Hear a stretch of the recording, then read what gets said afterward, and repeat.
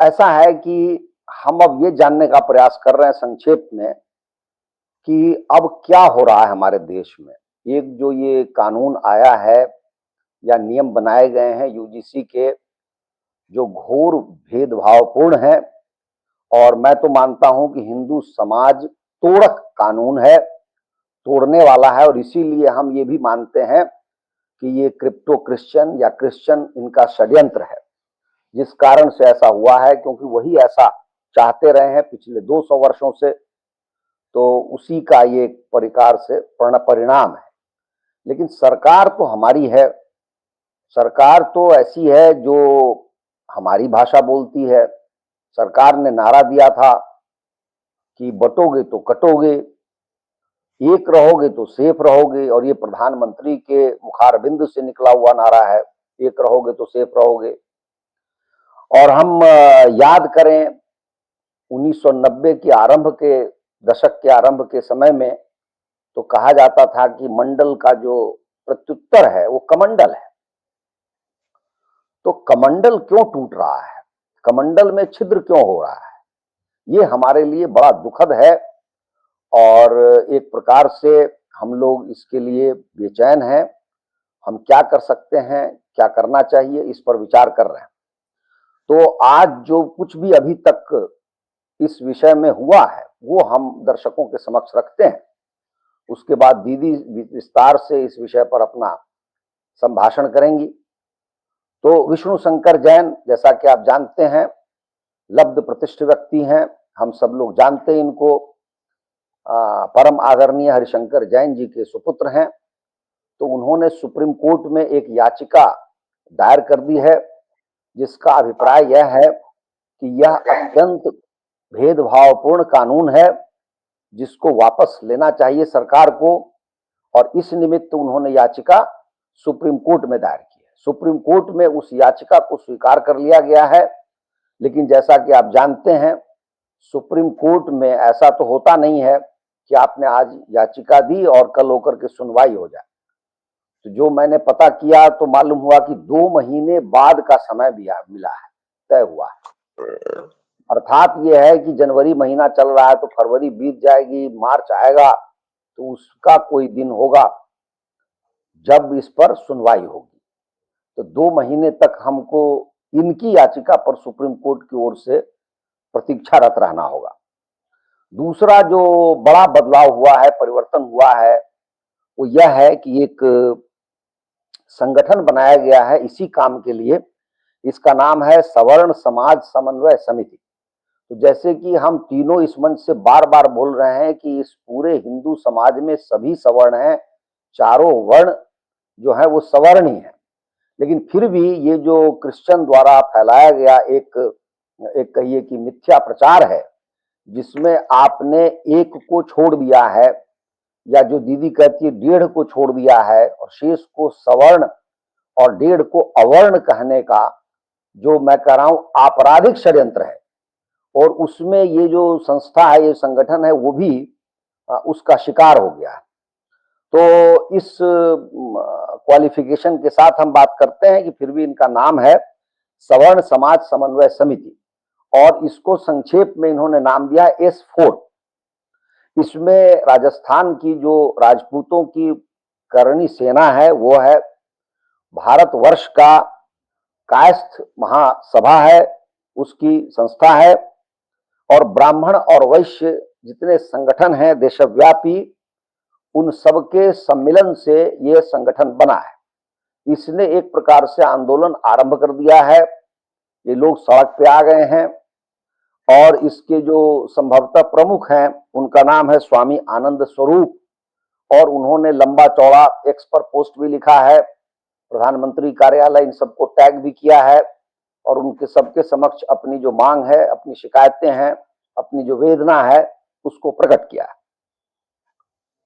तीसरी जो बात है और अंतिम बात मैं रखना चाह रहा हूं दर्शकों के समक्ष, वो एक अच्छी बात हुई है, संतोषप्रद बात हुई है, और ये अचानक हुई है, अकस्मात हुई है, और देवता ने ही संभवतः ऐसा करा दिया है।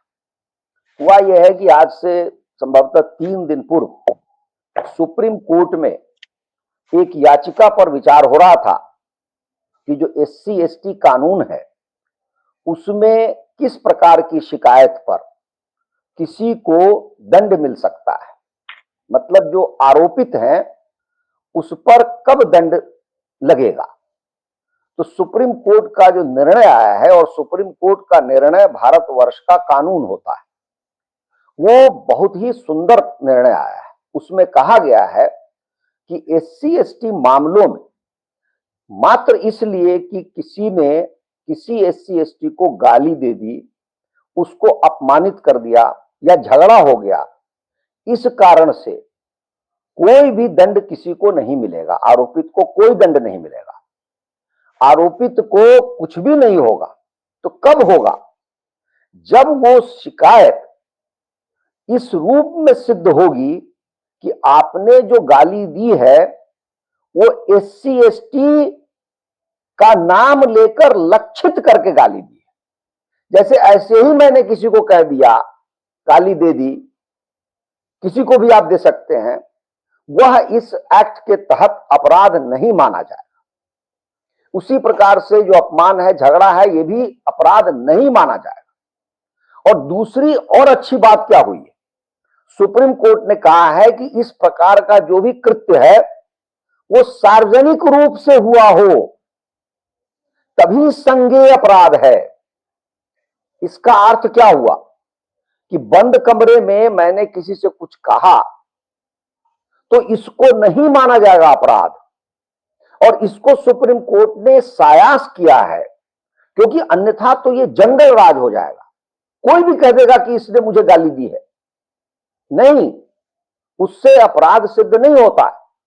सार्वजनिक रूप से यदि ऐसा किया गया हो और एससी एसटी उसकी जाति का नाम लेकर के लक्षित गाली, लक्षित अपमान, लक्षित झगड़ा हो, तभी ये संज्ञेय अपराध माना जाएगा। तो कुछ जो जानकार लोग हैं हमारे देश में, उनका कहना है कि यूजीसी ने जो पास किया है, जो कानून बनाया है, नियम बनाए, वो एक प्रकार से बहुत बड़े उसका जो हिस्सा है, अंश है, उस सुप्रीम कोर्ट के इस निर्णय के कारण निष्प्रभावी हो गया है, निष्क्रिय हो गया है, अर्थहीन हो गया है। और जहां तक मेरी जानकारी है, ओबीसी एक्ट है ही नहीं एससी एसटी एक्ट की तरह से, 1989 का एक्ट है एससी एसटी।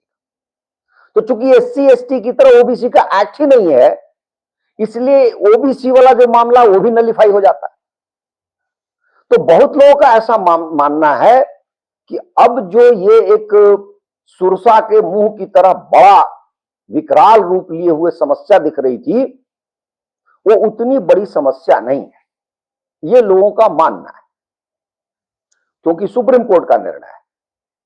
लेकिन मेरा कहना यह है कि फिर भी ये समस्या तो रही जाती है ना। आपको कोर्ट जाना पड़ेगा ना, आपको यह सिद्ध करना पड़ेगा कि आपने लक्षित गाली नहीं दी है, आपको सिद्ध करना पड़ेगा कि यह बात मैंने सार्वजनिक रूप से नहीं कही है, या सार्वजनिक रूप से कहने का कोई प्रमाण नहीं है।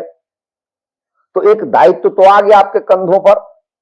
दूसरी बात क्या है कि भाई सरकार तो हमारी है, सरकार का क्या करना है? सरकार क्या क्या हाथ पर हाथ धर के सरकार बैठ जाएगी। और मैं बड़े ही दुख के साथ यह बात कह रहा हूं कि संभवतः 13 या 15 जनवरी को यह आया है, आज उसको आए 9 दिन या 8 दिन हो गए हैं। इस बीच में मैं आश्चर्यचकित हूं कि इस देश की सरकार, इस देश की सबसे बड़ी पार्टी भारतीय जनता पार्टी, और उसको एक मिनट के लिए छोड़ दीजिए तो कोई विपक्ष की पार्टी, किसी ने भी इस पर कोई टिप्पणी नहीं की है इसके विरोध में। हाँ, यह बात है कि पक्ष में भी नहीं की है, लेकिन विरोध में किसी ने टिप्पणी नहीं की है। तो क्या हम मान कर चले कि जिसको हम सामान्य वर्ग कहते हैं, जिसको आरक्षित वर्ग कहते हैं, अनारक्षित वर्ग कहते हैं, उसके ऊपर होने वाले किसी भी कुठाराघात पर क्या एक प्रकार की आप कहिएगा सर्वानुमति है? ये चुप्पी क्या सर्वानुमति परिलक्षित करती है? ये अत्यंत दुखद है। प्रधानमंत्री जो पता नहीं कितने विषयों पर रोज बोलते हैं, इस पर एक शब्द नहीं बोल रहे। भारतीय जनता पार्टी के प्रवक्ता दिन भर प्रेस को ब्रीफ करते रहते हैं, वो नहीं बोल रहे। भारतीय जनता पार्टी की सहयोगी पार्टियां हैं अनेकानेक, वो नहीं बोल रही। कांग्रेस पार्टी जो आरक्षण विरोधी पार्टी थी लंबे समय तक, वो नहीं मुंह खोल रही है। हम इसको क्या माने? मैं बड़ी वेदना से ये बात कह रहा हूं कि कहीं ऐसा ना हो कि इस सरकार को बड़ी क्षति पहुंच जाए, क्योंकि आपको कुछ न कुछ तो करना पड़ेगा, कोई निर्णय लेना पड़ेगा। आप ऐसे आरक्षित को आरक्षित छोड़ते हुए आप चैन की सांस नहीं ले सकते। तो मैं इतने पर ही रुकता हूं।